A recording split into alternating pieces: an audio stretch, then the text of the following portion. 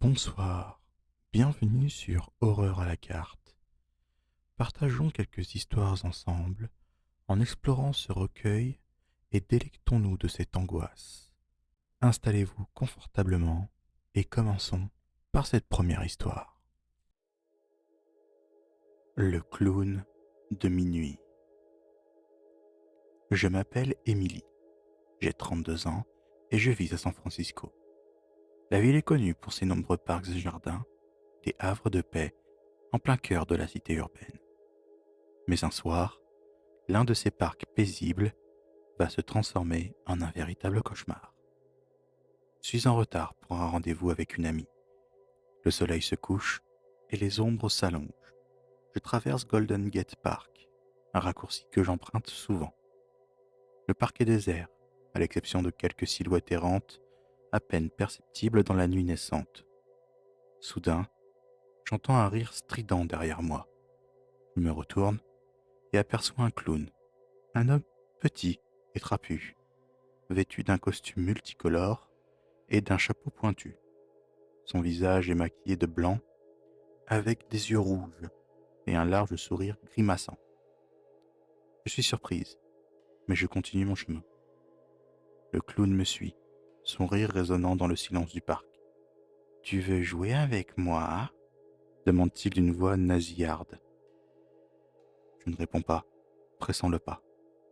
Le clown est de plus en plus proche, sa silhouette grotesque se découpant dans l'obscurité.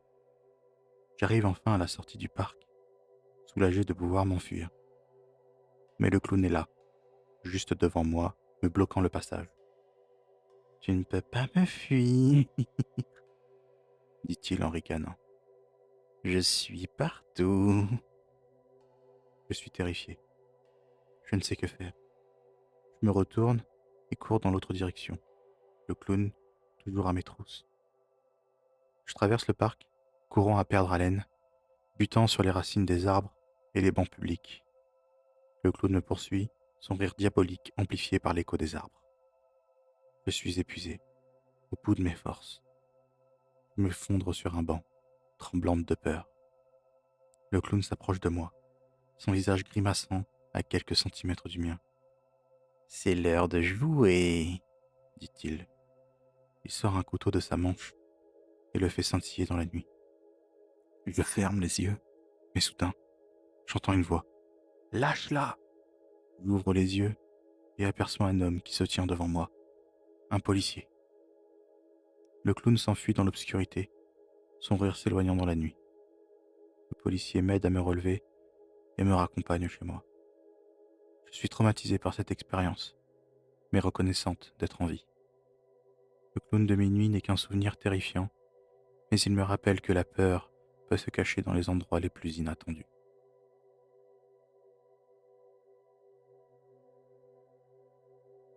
L'appel des abysses. Je m'appelle Éléonore, 32 ans, et je suis biologiste marine. Mon mari, Théo, 35 ans, est ingénieur en électronique. Nous sommes passionnés par l'océan et ses mystères, et nous avons décidé de vivre une aventure extraordinaire, traverser l'Atlantique en voilier. Notre voilier, baptisé l'Albatros, est un sloop de 12 mètres, robuste et bien équipé. Nous avons passé des mois à le préparer pour ce long voyage, vérifiant chaque élément, du mât au voile, en passant par le moteur et les instruments de navigation. Enfin, le jour du départ est arrivé. Nous quittons les côtes françaises avec un mélange d'excitation et d'appréhension. L'immensité de l'océan s'ouvre devant nous, promettant des journées paisibles et des nuits étoilées. Le premier jour se déroule sans encombre. Nous naviguons sous un ciel bleu azur, accompagnés par des dauphins joueurs et des oiseaux migrateurs. La vie à bord est simple et rythmée par les quarts de surveillance, les repas préparés sur le réchaud et les discussions interminables sur les merveilles de l'océan. Mais un soir, alors que nous sommes en pleine mer, une tempête se lève soudainement. Le vent hurle, les vagues se déchaînent et le ciel s'assombrit. l'albatros est ballotté comme une coquille de noix, luttant contre la force des éléments. Pendant des heures, nous luttons contre la tempête, épuisés et terrifiés. L'océan est devenu un monstre, prêt à nous engloutir à tout moment. Soudain, un énorme coup de vent secoue le voilier. Un bruit sourd retentit et le mât se brise, projetant Théo à l'eau. Je hurle son nom, paniqué. Je me précipite vers le bord du bateau et je vois Théo, inconscient, ballotté par les vagues. Sans réfléchir, je saute à l'eau pour le sauver. L'eau glacée me saisit et me tire vers les profondeurs. Je lutte contre le courant, essayant de garder la tête hors de l'eau. J'aperçois Théo à quelques mètres de moi. Je nage de toutes mes forces pour l'atteindre. Enfin, je parviens à le saisir et à le ramener vers le voilier. Je suis épuisé, mais je n'ai qu'une seule pensée, le sauver. Je hisse Théo à bord et je lui prodigue les premiers secours. Il est inconscient, mais il respire. Je suis soulagé, mais je sais que le danger n'est pas encore écarté. La tempête continue de faire rage et nous sommes à la dérive. Je dois réparer le mât et reprendre la navigation. Je suis seul, car Théo est trop faible pour m'aider. Pendant des heures, je travaille sans relâche, utilisant toutes mes ressources et mes compétences. Je suis déterminé à nous sortir de cette situation. Enfin, le mât est réparé, et je parviens à remettre le voilier sur la bonne route. La tempête s'apaise, lentement, et le soleil réapparaît. Nous sommes épuisés, mais sains et saufs. L'océan nous a montré sa puissance et sa beauté, mais aussi sa cruauté. Nous avons frôlé la mort, mais nous sommes sortis indemnes de cette épreuve. Notre aventure a pris un tournant inattendu, mais elle nous a aussi rapprochés. Nous avons appris à nous faire confiance et à nous soutenir dans les moments les plus difficiles. L'Atlantique nous a donné une leçon de vie que nous n'oublierons jamais.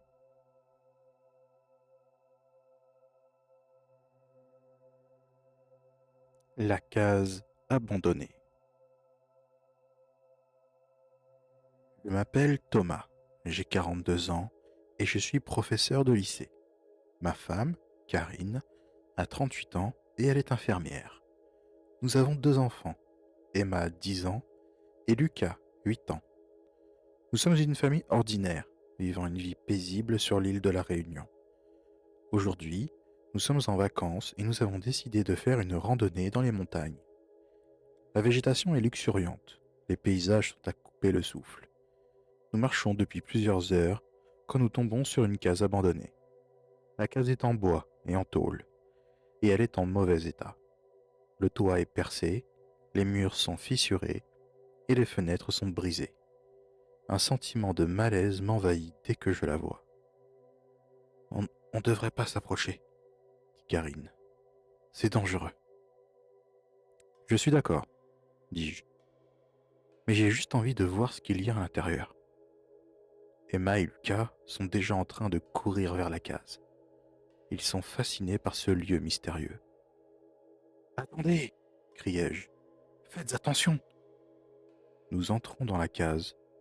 L'intérieur est sombre et poussiéreux. Il y a quelques meubles anciens et des toiles d'araignées partout. Soudain, j'entends un bruit. Je me retourne et je vois une silhouette dans l'ombre. Qui est là? Demandai-je d'une voix tremblante. La silhouette s'approche de nous. C'est une femme âgée, vêtue d'une robe noire. Son visage est ridé et ses yeux sont vides. Que faites-vous ici? Demande-t-elle d'une voix grave.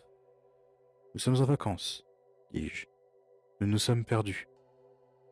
Vous n'êtes pas perdus, dit-elle. Vous êtes venu ici par erreur. Que voulez-vous dire? Demandai-je. Cette case est maudite. Tous ceux qui entrent sont condamnés. Je commence à avoir peur. Je veux partir, mais je suis comme paralysé. Partez, dit-elle. Partez avant qu'il ne soit trop tard. Nous nous précipitons vers la sortie. La femme âgée nous suit en criant des malédictions. Nous courons à travers la forêt sans nous arrêter. Nous ne nous arrêtons que lorsque nous sommes sûrs que la femme âgée ne nous suit plus. Nous sommes épuisés et terrifiés. Nous ne savons pas ce qui s'est passé, mais nous savons que nous avons frôlé la mort. Nous rentrons chez nous et nous ne parlons plus jamais de la case abandonnée. Et je sais que ce que nous avons vécu est réel. La case abandonnée est un endroit maudit et je ne retournerai jamais là-bas. La danseuse du lac Baïkal. Je m'appelle Dimitri, 32 ans, et ma femme s'appelle Tatiana, 29 ans. Nous sommes tous deux passionnés de randonnée et d'exploration. La Russie regorge de paysages sublimes et de lieux mystérieux, et nous sommes toujours à la recherche de nouvelles aventures. Aujourd'hui, nous nous trouvons sur les rives du lac Baïkal, le lac le plus profond du monde. La région est connue pour ses légendes et ses mythes, et nous sommes impatients de découvrir ses secrets. Le soleil couchant baigne le lac d'une lumière dorée. L'air est frais et vivifiant. Nous décidons de faire une promenade le long de la rive avant de planter notre tente pour la nuit. Alors que nous marchons, nous apercevons une silhouette gracieuse sur un rocher surplombant le lac. La silhouette est celle d'une jeune femme vêtue d'une longue robe blanche. Ses cheveux longs et noirs volent au vent. Elle danse. Sa danse est envoûtante, à la fois sensuelle et tragique. Ses mouvements semblent raconter une histoire de tristesse et de perte. Nous sommes fascinés par son spectacle. Nous nous approchons, hypnotisés par sa beauté et sa grâce. Alors que nous sommes à quelques mètres d'elle, la femme se retourne et nous fixe. Ses yeux sont vides et froids. Un frisson d'effroi nous parcourt le dos. Elle sourit, un sourire cruel et démoniaque. Et puis, elle disparaît dans les airs, comme une fumée dissipée par le vent. Nous restons figés, hagards, incapables de comprendre ce que nous venons de voir. Était-ce une hallucination, un rêve éveillé, ou était-ce le fantôme d'une femme morte, une âme errante, condamnée à hanter les rives du lac Baïkal? Nous ne le saurons jamais. Mais une chose est sûre, cette rencontre a marqué notre esprit à jamais. Le souvenir de la danseuse fantôme nous accompagnera toujours, comme un avertissement murmuré par le vent du lac.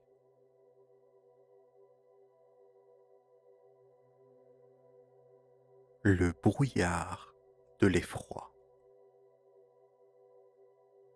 Londres, 1897.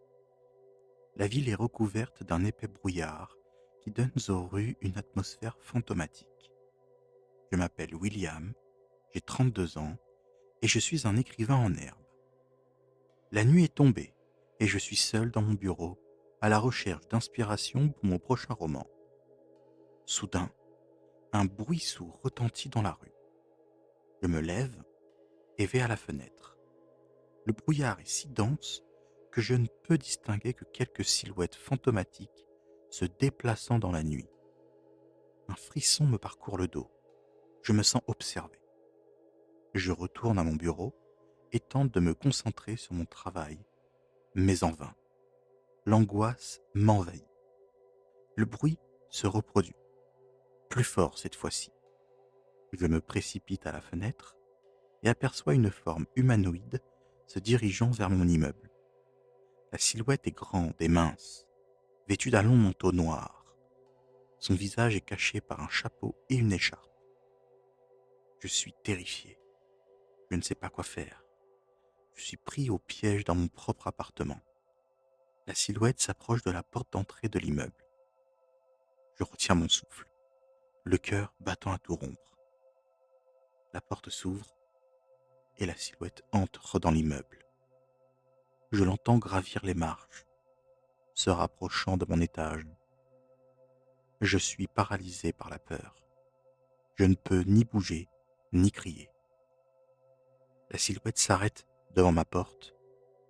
J'entends le cliquetis d'une clé dans la serrure.